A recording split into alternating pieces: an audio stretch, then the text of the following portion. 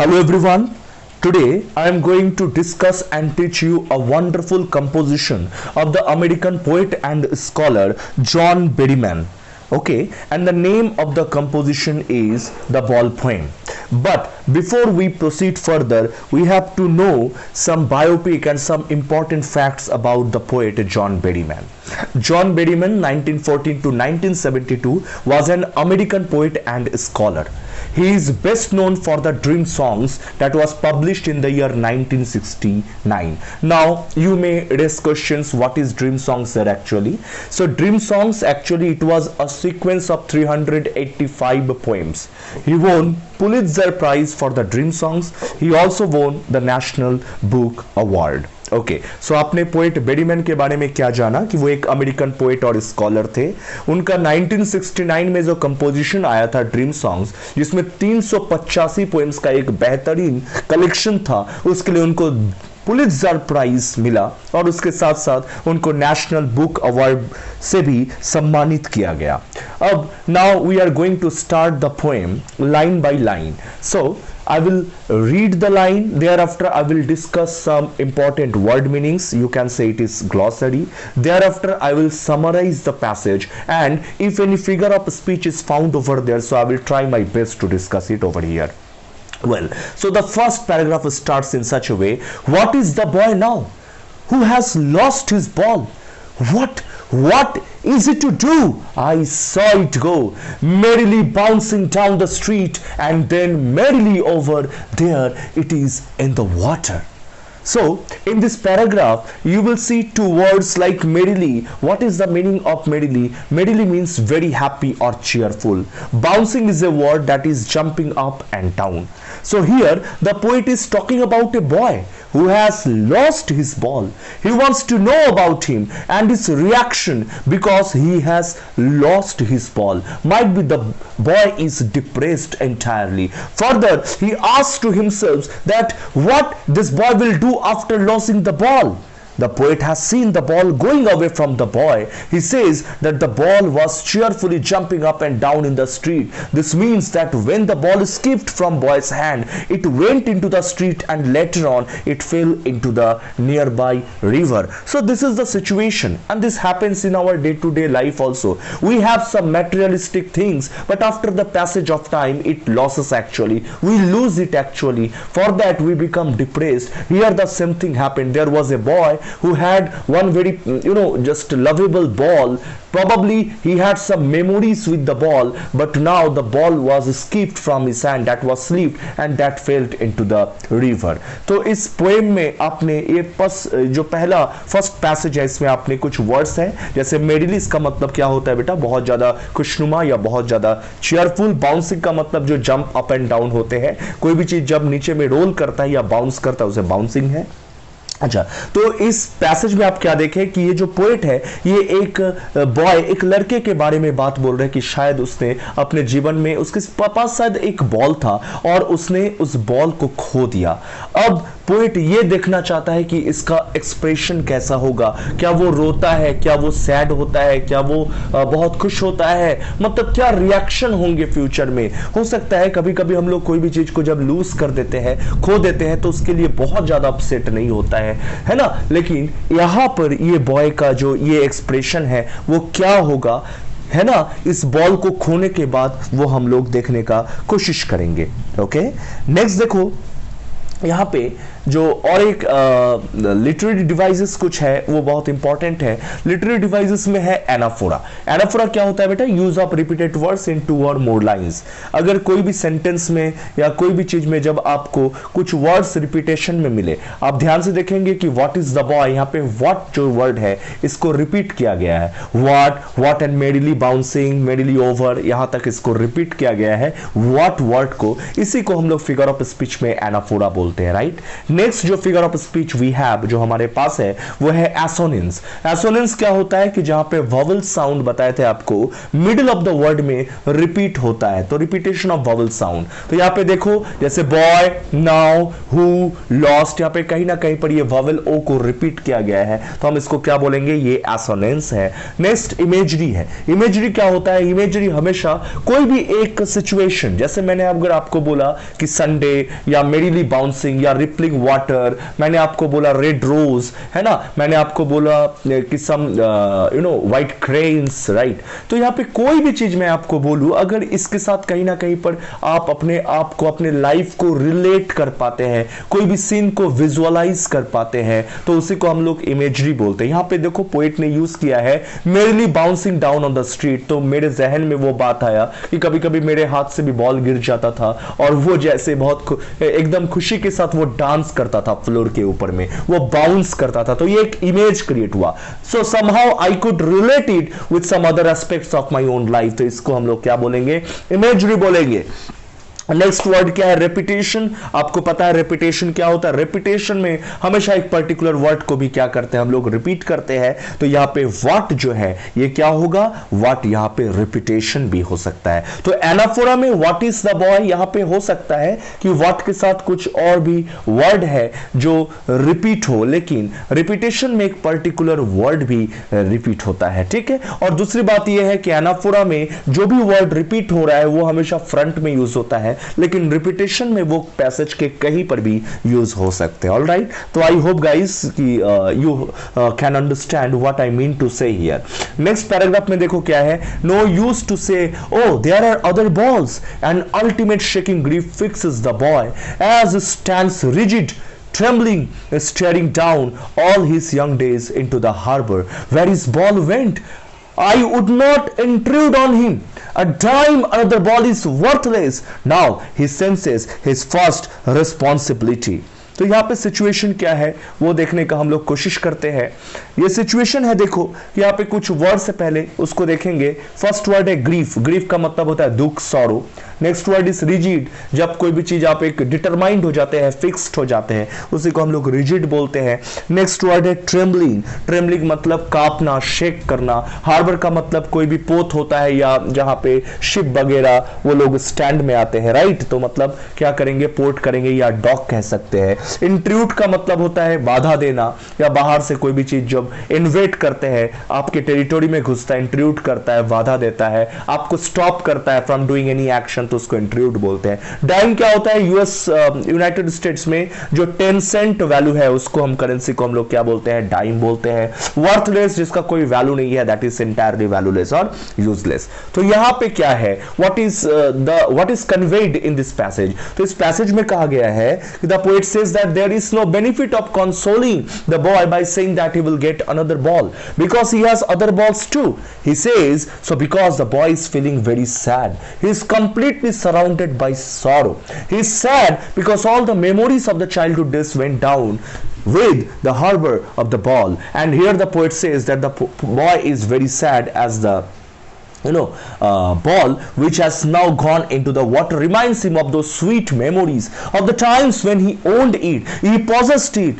This loss is very unbearable for him. He cannot tolerate this situation and he is grief stricken. The poet says that he cannot even tell the boy to take some money from him in order to buy another ball. He says so because the new ball will not bring the sense of belonging to the boy. Further, the poet says that the time has come for the boy to learn the responsibility of taking care of his things. How beautifully the lines are written. कितने बेहतरीन ढंग से लिखा गया है Berryman के द्वारा। तो यहाँ पे पोएट ये बोलते हैं कि अभी इस बच्चे को कंसोल करना, उसको शांत करना, ये कोई प्रॉफिटेबल वर्क नहीं है। वो ये कहते हैं कि बच्चे के पास दूसरे बॉल्स भी है ना, तो वो इसलिए ये सब बात कह रहे हैं कि वो बच्चा बहुत ज्यादा डिप्रेस्ड है और वो पूरा दुख से जैसे घिरा हुआ है। उसको लगता है कि जैसे उसके जितने भी चाइल्डहुड मेमोरीज है वो जैसे सब कुछ उस हार्बर में चला गया है उस बॉल के साथ। और यहाँ पे पोएट ये भी कहते हैं कि देखो कि वो बॉल के साथ उसका कुछ चाइल्डहुड और स्वीट मेमोरी जुड़ा हुआ था। हमारे साथ में लाइफ में ऐसा ही होता है कि we have some sweet memories with some materialistic things. कोई भी चीज के बाद या मान के चलते कि मेरे फादर ने कुछ मुझे गिफ्ट किया, मेरे माँ ने कुछ गिफ्ट किया, मेरे कुछ क्लोज फ्रेंड्स ने, है ना, बहुत सालों पहले मुझे गिफ्ट किया, तो वो मेरे लिए एक शॉविनर जैसा होता है, एक यादगार जैसा होता है। हम लोग क्या करते हैं, उसको कीपशेक के तरह, यादगार चीजें की तरह अपने घर पे सजा देते हैं। लेकिन अगर कोई रेस्पॉन्सिबल होता है कि वो चीज हमसे छीन लिया या खो लिया, तो उसके लिए हम क्या करते हैं, ग्रीफ स्ट्रिकन हो जाते हैं, हम लोग दुख में रहते हैं, या उनके लिए हम लोग को बहुत तकलीफ होती है, परेशानी होती है। तो यहाँ पर भी बेटा वही सेंस है। तो वही बात बोला गया कि आज जो वो लॉस है, ये जो खोया है वो बच्चा उस बॉल को, ये बॉल को खोया है, तो बॉल तो खरीदा जा सकता है कि आप कुछ डाइम्स या सेंट पे करोगे, आपको दूसरे बॉल भी मिलेंगे। और ये भी हो सकता है कि the boy has another balls as well, है ना, कि उसके पास दूसरे बॉल भी है, लेकिन वो बॉल बहुत ज्यादा स्पेशल और बहुत ज्यादा खास था। हो सकता है कि वो गिफ्टेड है, हो सकता है कि बचपन में उसने जिद करके अपने फादर, अपने पेरेंट्स से वो सब लिए हैं। तो कहीं ना कहीं पर उसके साथ उसके परिवार का बहुत सारा स्वीट मेमोरी जुड़ा हुआ है। होता है, this happens in our day to day life also. हम लोग के साथ भी कुछ ऐसा ही होता है कभी कभी। तो यहां पर वही बात बोला गया कि ये पोएट जो कहते हैं कि वो उस बॉय को ये नहीं कह सकते कि आप पैसा ले लो और दूसरा बॉल भी तो है मार्केट में, उसे खरीद सकते हो, कि वो रियलाइज करते हैं, उस पोएट को पता है कि दर्द क्या होता है, दुख क्या होता है, और उसे ये भी पता है कि ये नया बॉल तो आ जाएगा, लेकिन वो जो स्वीट मेमोरी है that can not be brought back, उसको आप फिर से वापस नहीं ला सकते हैं। कहीं ना कहीं पर ये आप इसके साथ रिलेशन क्रिएट करने में काफी अर्स, काफी समय लग जाएगा, लेकिन ऑलरेडी कुछ सालों का मेमोरीज जुड़ा हुआ है उस पुराने बॉल के साथ, इसीलिए आज उतना ज्यादा वो अपसेट है। और इसके बाद भी और पोएट ये कहते हैं कि अब समय आ गया है, अब एक इंसान को, इंसान के साथ साथ उस बच्चे को भी बहुत कुछ सीखना है। क्या सीखना है कि आपके पास कोई भी चीज जो है उसका हमेशा लाइफ में क्या करना होता है, वैल्यू देना होता है। जब तक आप, हमारे पास क्या प्रॉब्लम है, what the problem is with us, कि हमारे पास अगर if we possess some things, अब मुझे लगता है कि ये सामान तो मेरे पास है, these are the materialistic things, those are with us, तो यहाँ पे कोई भी इसका वैल्यू नहीं है। But once we lose it, उसके बाद उसका तकलीफ शुरू होता है। लाइफ में कुछ पीपल के साथ भी ऐसा होता है, कुछ लोग जो हम लोग को लगता है we suppose they are with me, और हमारे साथ रहते भी है, लेकिन समय के साथ साथ जब उसका वैल्यू हम लोग को नहीं पता चलता है, लेकिन एक बार जब आप उस इंसान को खो देंगे अपने लाइफ से, तो हमेशा उसके वैल्यू को पता चलता है। इसका मतलब ये नहीं कि दूसरे इंसान they will not enter into your life, कि आपके जीवन में नहीं आएगा। आपके लाइफ में जरूर दूसरे पीपल भी आएंगे, लेकिन उनके साथ जो एक शॉविनेंस था, उनके साथ जो एक कीपशेक था, एक मेमोरीज था, एक बॉन्ड था, that can not be brought back, उसको आप वापस कभी भी नहीं ले आ सकते हैं। तो यही एक सिचुएशन था। स्टूडेंट्स, इसमें कुछ लिटरेरी डिवाइसेस है, उसको थोड़ा फोकस करो। फर्स्ट है रिपीटेशन, यहाँ पे बॉल जो है ये वर्ड रिपीट हुआ है। एक नया फिगर ऑफ स्पीच हम आपको डिस्क्राइब कर रहे हैं, जिसको हम लोग क्या बोलते हैं, एसिंडेटन। एसिंडेटन क्या होता है कि जब कोई भी वर्ड को हम लोग विदाउट एनी कंजंक्शन यूज करेंगे, उसको हम लोग क्या बोलते हैं, एसिंडेटन बोलते हैं। आप ध्यान से देखेंगे पैसेज में, वहां पे एक लाइन था, अ डाइम, याद आ रहा है आपको, अ डाइम एक लाइन था, उसके साथ कॉमा का यूज किया गया था, फिर अनदर बॉल, फिर उसके बाद अगेन कॉमा, उसके बाद इज वर्थलेस, इस तरह से सेंटेंस को शुरू हुआ है। तो इसी को हम लोग क्या बोलते हैं, एसिंडेटन बोलते हैं, राइट। तो ये जो वर्ड्स एक्सप्रेशन से, जैसे dime, another ball is worthless, इसको हम लोग क्या बोलेंगे, एसिंडेटन बोलेंगे। Okay, well now coming to the next passage, क्या है इसमें, in a world of possessions people will take balls, balls will be lost always, little boy, and no one buys a ball back, money is external, he is learning well behind his disparate eyes. This epistemology of laws, how to stand up, knowing what everyone must one day know, and most know many days, how to stand up. ये क्या है, यहाँ पे हम लोग कुछ पहले ग्लॉसरीज को देखते हैं। पहला जो वर्ड है पोजेशंस, पोजेशंस का मतलब मैंने क्या बोला था आपको, कि कोई भी चीज जो आपके अधिकार में है, आप उसके, हो सकता है कि आपने उसे परचेस किया है, उसके आपका मालिकाना, आपका ओनरशिप उसके ऊपर है, उसी को हम लोग पोजेशंस बोलते हैं। एक्सटर्नल का मतलब क्या होता है, here things with which feelings are not attached. External वो चीज होते हैं जिसके साथ तुम्हारा एहसास, तुम्हारा फीलिंग्स, तुम्हारा इमोशन वो अटैच नहीं है। डिस्पैरेट किसे बोलते हैं, जब आप बहुत होपलेस हो जाते हैं, उसे हम लोग डिस्पैरेट बोलते हैं। एक वर्ड है एपिस्टेमोलॉजी, एपिस्टेमोलॉजी एक ग्रीक वर्ड है, इसका मतलब होता है नॉलेज। ऑल राइट, तो यहां पर क्या बोला गया है उसको थोड़ा सा लोग फोकस करने का कोशिश करेंगे। Here the poet says that the boy has to learn that in this materialistic world many of his belongings will be lost. यहां पे कवि का ये कहना है कि आज इस बच्चे को बहुत कुछ सीखना है। ये जो भौतिक दुनिया है, ये जो मेटलिस्टिक वर्ल्ड है, इसमें उसके बहुत सारे बिलोंगिंग्स होगी, जिसका उनका ओनरशिप होगा उस चीजों में, वो कभी ना कभी आज नहीं तो कल जरूर खो जाएगा। He personifies the ball as his belongings, be it the world things और the relationships he is in the possession of. वो क्या कर रहे हैं, कभी ये कहते हैं कि उस बॉल के साथ एक अपने बिलोंगिंग्स का, अपने उस बॉल के साथ दूसरे जो भी उसके बिलोंगिंग्स है उसके साथ वो रिलेशनशिप को पर्सनिफाई करते हैं। जीवन में भी ऐसा ही होता है, कुछ लोगों को हम लोग जीवन में पहले उसके वैल्यू को नहीं पता चलता है, उसको हम खो देते हैं। तो उसके साथ कवि ने एक पर्सनिफिकेशन, एक ह्यूमन एट्रीब्यूशन देने का कोशिश किया है। So he says that he has to learn to live without them no matter what. तो अगर उस तरह का अगर सिचुएशन क्रिएट होता है, एंड देखो एपोलॉजी भी एक बात है कि अगर आप एपोलॉजी मांग लेते हैं, आप माफी मांग लेते हैं, तो any broken relationship can be mended. हाँ, ऐसा हो सकता है, लेकिन अगर आप उसी के साथ जीना चाहो, क्या कि आपको कोई फर्क नहीं पड़ता है, ठीक है, ये भी गलत नहीं है कि हो सकता है कि सामने वाला इंसान ने he has done any mistake और प्रॉब्लम्स और created any problems with you, तो उस समय आप क्यों एपोलॉजी मांगेंगे, वो तुम्हारे बियॉन्ड आपका डिग्निटी होगा। तो उस समय में आपको यह सीख लेना पड़ेगा कि मैटर कुछ भी हो, आपने कुछ भी खोया है, उसके साथ क्या आप जिंदगी में खुश हैं, क्या आप उसको छोड़ के लाइफ को जी सकते हैं। अगर जी सकते हैं तो आइसोलेट रहो, तब कोई परेशानी नहीं है। He says no one can buy back such things for him। और जो चीज को आपने खो दिया उस चीज को फिर से वापस नहीं लाया जा सकता है। गीता सार में भी कहा गया है कि आज जो तुम्हारा है कल किसी और का, परसों किसी और का। परिवर्तन संसार का नियम है। एकदम सच बात है कि जीवन में कोई भी चीज हमारे लिए हमेशा के लिए नहीं होता है। For the time being it is with us, और after the passage of time वो क्या होता है, वो हमेशा ब्रीच हो जाते हैं, वो हमेशा डाइवर्टेड हो जाते हैं। आज जो हमारा पोजीशन में है, हो सकता है देयर इज अ चांस कि tomorrow it would be of others position, ऐसे चांसेस होते हैं। तो यहां पे ये बोलेंगे हम लोग, the poet said so because according to him money can not buy you everything. एकदम सही बात है कि कभी ये कहते हैं कि पैसा ही सब कुछ नहीं होता है, वो एक्सटर्नल हैप्पीनेस देता है, लेकिन तुम्हारे अंतर में, तुम्हारे मन में जो खुश होना होता है, हैप्पीनेस होता है, वो कभी भी तुम्हें पैसा नहीं दे सकता है। Money can buy you very expensive bed, but it cannot buy your sleepiness. Money can buy you very extravagant or very lavish food, but money cannot buy you your hunger. तो ये सिचुएशन है कि ये आपके life में जितने भी lavish things है, जितने भी एक्सपेंसिव थिंग्स है, उसको पैसे से आप खरीद सकते हैं, लेकिन उसका जो एक एहसास है, जैसे आप पैसे से तो अच्छा बेड खरीद सकते हैं, लेकिन आप नींद कभी नहीं खरीद सकते। पैसे से अच्छा खाना खरीद सकते हैं, लेकिन भूख को कभी नहीं खरीद सकते। तो यही यहाँ पे सिचुएशन के बारे में बोला गया है। तो वही बात है, the poet said so because according to him money can not buy you everything. If it does buy you some materialistic things, still it will not be able to buy the sense of belongingness.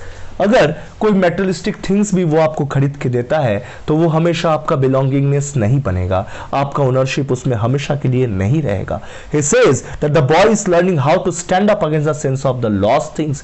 This means that the boy is trying to learn the real truth of life, which states that you have to accept the miseries of life and stand up again. अगर टूट गए हो तो फिर से खड़े होना आप ही को सीखना पड़ेगा। तो यहाँ पर भी पोएट वही सिखाना चाह रहा है उस बच्चे के माध्यम से कि आज जो बच्चा अपना जो सबसे उसका प्यारा, एक्सपेंसिव तो नहीं बोलेंगे, लेकिन सबसे ज्यादा प्यारा बिलव्ड जो एक बॉल था, उसको उसने खो दिया, but still he has to sense his first responsibility. अगर नहीं रिस्पॉन्सिबल समझेंगे तो कब समझेंगे। तो कोई भी चीज लाइफ में हमेशा एक टाइम आता है जिस समय में आपको एक रिस्पॉन्सिबिलिटी लेना होता है। एक चाइल्डहुड मेमोरीज में आप हो सकता है कि वो वे आर नॉट वेरी रिस्पॉन्सिबल, लेकिन आज आपको रिस्पॉन्सिबल होना ही होगा। ठीक उसी तरह से लाइफ में अगर कोई मिजरीज, कोई कष्ट है, कोई दुख है, कोई तकलीफ है, तो उसको आपको उसके साथ रहना है, उसको झेलना होगा और उसको एक्सेप्ट करना होगा। लाइफ में हमेशा इटर्नल हैप्पीनेस कभी नहीं हो सकता है, वो टाइम टू टाइम चेंज होता है। आज आप तकलीफ में है तो कल खुश होंगे, आज खुश है तो कल तकलीफ में भी हो सकते हैं। This is a truth which everyone has to learn in his or her life. और ये सच है, ये हकीकत है, हर एक इंसान को अपने जीवन में इस चीज को मान लेना पड़ेगा। The harsh truth of standing up against the odd miseries of life that everyone has to bear. और ये हार्श ट्रूथ है। हो सकता है कि आपको अच्छा नहीं लगे कि जो चीज हमने खो दिया है उसके बिना भी मुझे जीना पड़ेगा, उसी को एक्सेप्ट करना पड़ेगा, सिचुएशन के हिसाब से चलना पड़ेगा, लेकिन यही हार्श ट्रूथ है और यही सच है और हर एक इंसान को इसे बियर करना ही होगा। ऑलराइट, सो स्टूडेंट्स यहाँ पे देखो कुछ लिटरेरी डिवाइसेस यूज हुआ है। पहला तो एलिट्रेशन। आप जानते हैं एलिट्रेशन किसे बोलते हैं? जब हम लोग कॉन्सोनेंट साउंड को रिपीट करते हैं at the start of two consecutive words. जैसे यहाँ पे बाई से ball back, B B B, ये कॉन्सोनेंट बार बार करके ये कंसेक्यूटिव वर्ड्स यूज हो रहा है, तो ये एलिट्रेशन होगा। एसोनेंस तो फिर मैंने रिपीट कर रहा हूँ कि वॉवल साउंड रिपीट होता है, he is learning well behind is disparate eyes, यहाँ पे ई साउंड बार बार रिपीट हुआ है, तो ये एसोनेंस है। रिपीटेशन में एक पर्टिकुलर वर्ड रिपीट होगा, जैसे बॉल है, ये रिपीटेशन है। और राइमिंग स्कीम आपको बता दूं कि इस पोएम में कोई भी राइमिंग स्कीम फॉलो नहीं हुआ है। इस तरह के पोएम को हम लोग जीरो वर्स्ट पोएम बोलते हैं। ऑलराइट, तो अब बहुत इंपॉर्टेंट सा चीज है कि आखिर ये थीम्स क्या है बॉल पोएम का। सबसे पहले आते हैं कि laws of innocence. For the little boy in this poem his ball is the first thing he has ever held dear. However, he has never even considered the possibility that he might one day lose his ball. It is only when that happens that he realizes that it was his responsibility to keep the ball safe and that he has failed. The boy quickly realizes that everything he will ever own will be his responsibility. He also realizes that things will get lost from time to time and money simply cannot replace them all. As he is learning these lessons, he is growing up. He will never again be as innocent he was before the loss of his ball. He will never be naive enough to not feel the pressure of his responsibilities. This is a very painful thing for the poet to watch. देखने में कितना ही ये painful हो, लेकिन यही हकीकत है कि इंसान के जीवन में बहुत सारे पड़ाव होते हैं। आज उस लड़के के लाइफ में भी एक फर्स्ट स्टेज था जिसमें वो बहुत भोला भाला था, वो नेइव था, वो इनोसेंट था, वो कोई भी चीज को समझ नहीं पा रहा था कि आज जो भी हमारे ओनरशिप में है, आज जो भी हमारे पोजीशन में है, tomorrow I may lose it, हम खो सकते हैं। तो इसीलिए उसका कभी वैल्यू नहीं पता चला उसे, but once he lost it, लेकिन एक बार जैसे उसे खोया तो वो पूरी तरह से डिप्रेस्ड हो गया, पूरी तरह से परेशानी में आ गया। तो यही लाइफ का सबसे बड़ा फंडा है और इसी चीज को हमको समझना पड़ेगा। नेक्स्ट जो हम लोग देखेंगे, इसमें लॉस ऑफ लव्ड वन भी है। आपको पता है कि the poem has a surface meaning as well as a deeper meaning, एक अपरेंट मीनिंग और एक डीपर मीनिंग भी है। अगर अच्छे से पढ़ेंगे इस लाइंस को तो हम लोग क्या देखेंगे, ये जो बॉल है बेटा, ये हमारे परिवार को, हमारे फ्रेंड्स को, जिसको हम लोग मानते हैं, जिसको हम लोग प्यार करते हैं, उसको सिंबलाइज करता है। और लॉस ऑफ द बॉल क्या चीज को सिंबलाइज करता है? जब उनका डेथ हो जाता है, जब हम लोग बड़े होते हैं, हम लोग ज्यादा से ज्यादा आदी हो जाते हैं, है ना, क्या बोला, एक्स्टम्ड हो जाते to seeing our loved ones die. कहने का मतलब है कि समय सबसे बड़ा मरहम होता है ना। तो आज आप किसी को जब खो देंगे तो उस समय बहुत ज्यादा डिप्रेस्ड हो जाते हैं, लेकिन उस इंसान का जो वैकम क्रिएट हुआ, उस इंसान को जो आपने लॉस कर दिया, उनको फुलफिल आप ही को करना है। कैसे कर सकते हैं? बाय टेकिंग, है ना, your responsibility on your shoulder, अपने कंधे पे वो बोझ को लेके चलना है। ये होता है। We will learn how to deal with such a loss and to move on from it as well. वहां पे हो सकता है कि उस समय बहुत ज्यादा परेशानी हो, दैट कि उस समय all the work comes to stand still, कोई भी काम में आपका मन नहीं लगे, लेकिन बहुत जल्दी आपको रिकवर करना होगा, बहुत जल्दी इस दुख से आपको बाहर निकलना होगा और बहुत जल्दी सब कुछ ठीक आप ही को करना होगा। डेथ में ग्रीवास, मृत्यु, मरण, जो मौत होती है वो हमें तकलीफ देता है, हमें डिप्रेस्ड फील करवाता है, लेकिन पहले थोड़ा समय लगे, ज्यादा लग जाए, लेकिन धीरे धीरे हर एक चीज ओवरकम्स पे होता है और जीवन नॉर्मलसी के तौर पर आता है और we start living our normal lifes. ये भी हम लोग को समझना होगा। नेक्स्ट जो हम लोग इसका टोन देखेंगे बॉल पोएम का, उस बॉल पोएम के टोन में देखेंगे कि the tone of this poem is very sombre and sad. Sombre मतलब बेटा डल होता है, ये टोन जो है ये थोड़ा सा सैडी टोन है, समझ ही रहे हो। जिस अंदाज में ये पोएट ने डिस्क्राइब किया एक बच्चे का फीलिंग को, वो जो बॉल को खोने के बाद किस तरह का एहसास है उसके मन में, किस तरह का रियलाइजेशन है। तो कहीं ना कहीं पर the poet has been very empathetic for the boy. वो बहुत ज़्यादा एम्पैथेटिक हो गए, बहुत दया आ गई उस बच्चे के ऊपर में। Even more than that we can all relate to the experience that the boy is going through. That is perhaps why the poem does not overly depress us. The resignation that the boy feels can also be felt by us, since death is not something that any man can escape। एकदम सही बात है कि जीवन में आज इंसान क्या होता है, मॉर्टल होते हैं। कि आज हम लोग, कोई भी इंसान हमारे साथ है लेकिन वो हमेशा मतलब फॉर एवर, वो हमारे ही विल और she will not be with us for ever, वो हमारे साथ नहीं रहेंगे। तो इंसान का जीवन क्या होता है, वो कभी भी इटर्नल नहीं हो सकता, वो मॉर्टल है। After time being we will lose him, we will lose them. तो उस सिचुएशन में डिप्रेस्ड होंगे, तकलीफ होगा, लेकिन एट वंस मुझे उस ग्रीप से रेजिग्नेशन लेना है, मुझे उस ग्रीप से मुझे हटकर मुझे ये सोचना है कि I have to take up और शोल्डर अपॉन द रिस्पॉन्सिबिलिटी और ड्यूटीज ऑफ माई फैमिली। परिवार का हो या कोई भी चीज़ का हो, उसका रिस्पॉन्सिबिलिटी मुझे लेना है, मुझे आगे बढ़ना है ना। और इस तरह का जो भी एक डिप्रेस्ड मोमेंट है वो हमें रोक नहीं सकता है। मुझे इस बात को एक्सेप्ट कर लेना पड़ेगा कि कोई भी इंसान मौत से कभी भी भाग नहीं सकता है। तो हो सकता है कि आज हम तकलीफ में हो, लेकिन समय के साथ साथ सब तकलीफ दूर भी तो हो जाएगा, ये बात भी हमको समझना है। हाँ, लेकिन उस समय इंसान के साथ जो एक डिप्रेसिंग मोमेंट होता है, उसके साथ उस इंसान का जो लव्ड वन का एक क्लोज रिलेशनशिप होता है ना, उसको फिर से उस रिलेशनशिप को, उस स्वीट मेमोरीज को कभी भी लौटाया नहीं जा सकता। लेकिन फिर भी आपको रियलाइज करना है और आगे बढ़ते चल जाना है। दो यू आर फ्रैगमेंटेड, हो सकता है कि तुम टुकड़े टुकड़े हो गए, but you have to accumulate yourself, you have to stand up against all the odds. लेकिन तुम्हें खड़ा रहना ही पड़ेगा। So very beautiful poem. तो इसका थोड़ा सा कंक्लूशन देख लेते हैं। तो ये एक बहुत रिलेटेबल पोएम है। रिलेटेबल पोएम क्या होता है बेटा, कि जब आप अपने लाइफ के साथ इसको कनेक्ट कर पाते हैं, रिलेट कर पाते हैं, इसलिए हम इसको रिलेटेबल पोएम बोलते हैं। That is why we can not help but be touched by the story that the poet tells us. सही बात है।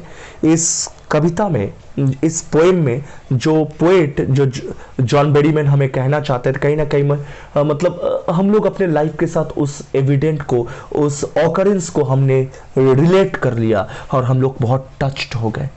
और हर एक इंसान के जीवन में ये या तो होने वाला है या तो हो चुका है। What is unique about the poem in its symbolism, और बहुत बेहतरीन ढंग से सिंबॉलिज्म को यूज किया गया है। That a thing as simple as ball can be used to signify everything that we human beings hold dearly is amazing।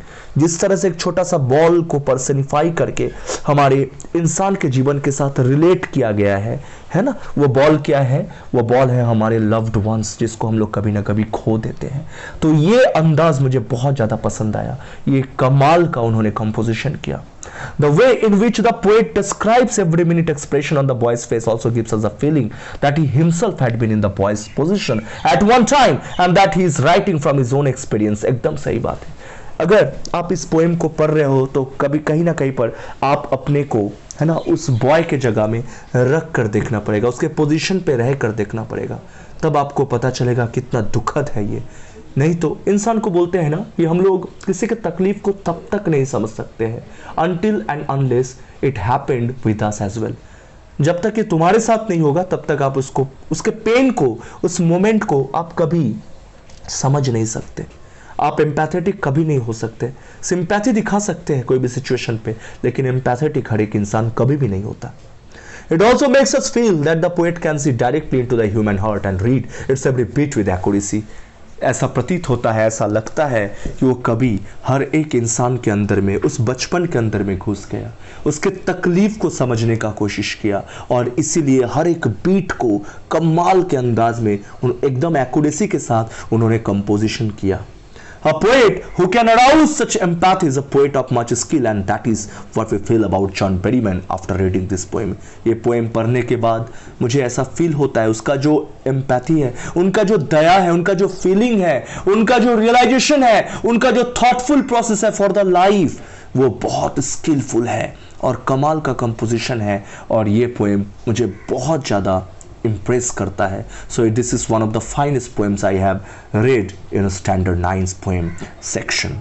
Well student, I hope इतना ब्यूटीफुल आप जो एक पोएम ने आपको बहुत इम्प्रेस किया होगा, आप बहुत इंस्पायर्ड हुए होंगे. ओके, आई होप कि there is no problem at all, but still if you find any problems, so feel yourself free to comment me in my comment section. Thank you so much. Take care. Bye bye.